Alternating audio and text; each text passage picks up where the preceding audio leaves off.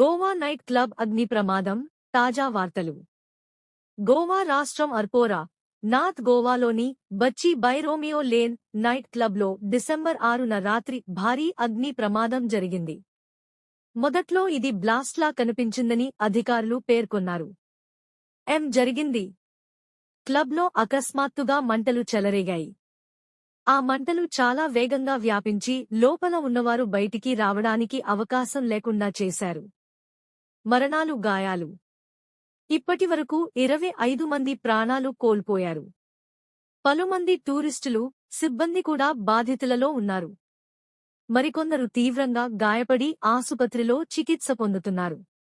ఇన్వెస్టిగేషన్లో కొత్త ట్విస్ట్. క్లబ్కు సంబంధించిన యజమానుల్లో 2 సోదరులు సౌరభ్ లుత్రా, గౌరవ్ లుత్రా థాయిలాండ్లో అదుపులోకి తీసుకోబడ్డారు. వారిని భారత్కు తీసుకువచ్చేందుకు ప్రక్రియ సాగుతోంది. సర్కార్ చర్యలు. గోవా ప్రభుత్వం టూరిజం ప్రాంతాల్లోని పబ్లు, క్లబ్లకు ఫైర్ సేఫ్టీ చెక్లు తప్పనిసరి చేస్తోంది. ఈ సంఘటనపై హైలెవెల్ మీటింగ్ నిర్వహించి భవిష్యత్తులో ఇలాంటి ప్రమాదాలు జరగకుండా చర్యలు చేపట్టనుంది. దేశవ్యాప్తంగా స్పందన.